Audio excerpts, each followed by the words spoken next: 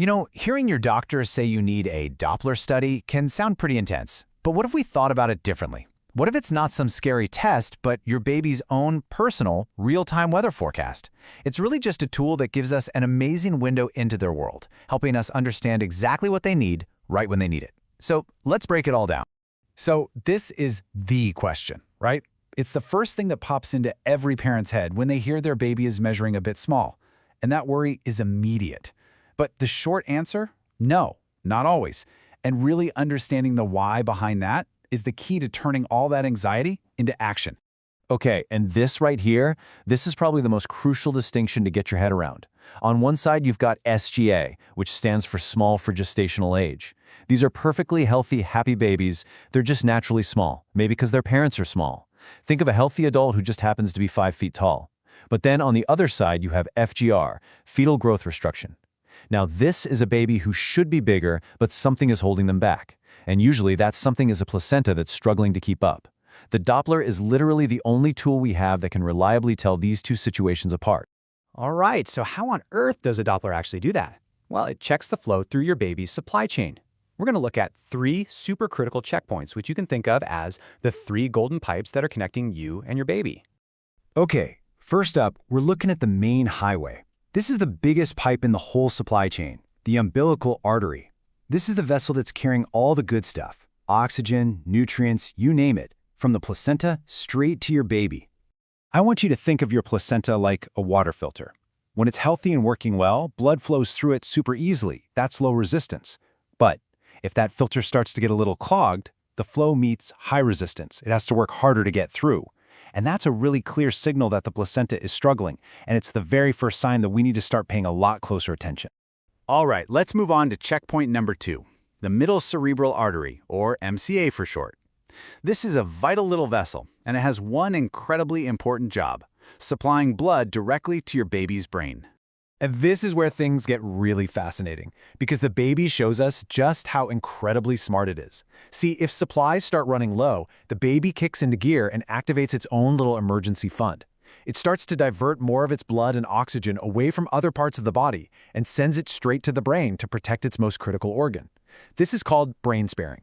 And while that sounds like a good thing, it's actually a clear sign that the baby is in survival mode. It's a distress signal. And that brings us to our final and, honestly, most critical checkpoint. It's a tiny but super powerful vessel located right near the baby's heart, and it's called the Ductus Venosus. This is the last gatekeeper in the supply chain. So the Ductus Venosus basically acts like a pressure valve. The reading we get from it tells us exactly how well the baby's heart is coping with all the strain. If this valve shows an abnormal flow, it is the final warning sign that the heart is starting to fail. And this is often the trigger, the thing that tells doctors, okay, it's time for delivery, no matter how many weeks along you are. Okay, I know hearing all that can sound, well, pretty scary. But this is the part where the forecast turns into an action plan. This is where you get to take back some control.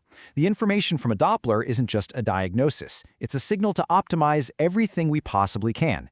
And believe me, there are concrete, powerful things you can do starting today. It really boils down to a super simple daily protocol that has 3 key pillars: how you rest, what you drink, and what you eat. Let's break down each one. First up, positioning. This is so simple but so effective. Just by resting for a couple of hours in the afternoon and sleeping on your left side at night, you can increase blood flow to the placenta by up to 30%. That's huge. It works because this simple change takes pressure off a major vein, which lets more blood get back to your heart, which can then be pumped to the baby. Next up, hydration. Your goal is about 3.5 liters of fluids a day. Think about it like this. It's way easier to drink water through a straw than a thick milkshake, right? Well, when you dehydrate it, your blood gets thicker. So staying really hydrated helps improve the flow velocity to the placenta. Water is perfect, but unsweetened coconut water or buttermilk are also great choices. And finally, let's talk protein. The target here is about 1.5 grams of protein for every kilogram of your body weight every single day. The placenta is literally built from protein, so what you're doing is providing the actual building blocks for your baby's lifeline. Okay, a couple of really important warnings here. First, stay away from sugary drinks. They can cause these unhelpful spikes in fetal activity. And this next one is absolutely critical. If you have high blood pressure or preeclampsia, your body handles fluids very differently.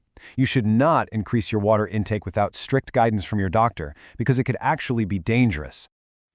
With any of this stuff, there are always myths floating around that cause a ton of unnecessary stress. So let's just clear the air for a second and look at what the medical reality actually is.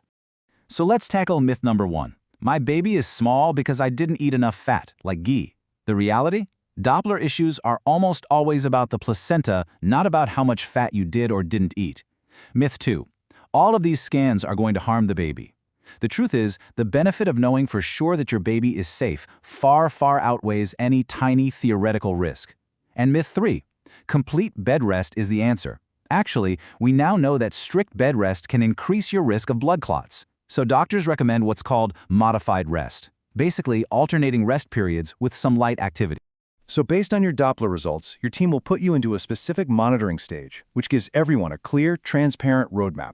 Now, this isn't meant to be scary. As you can see, as the urgency goes up, the frequency of scans goes up too. It provides a target for a safe delivery week and takes all of the guesswork out of the process.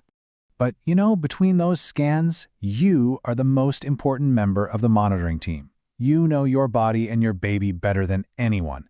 So watch for these red flags. A silent window, where the baby hasn't moved for 2 hours after a meal. Any sudden swelling in your face, hands, or feet.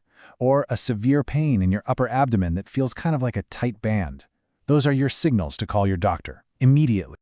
So when you put it all together, the data from the Doppler, your action plan at home, and the close monitoring, what you have is not a reason for fear.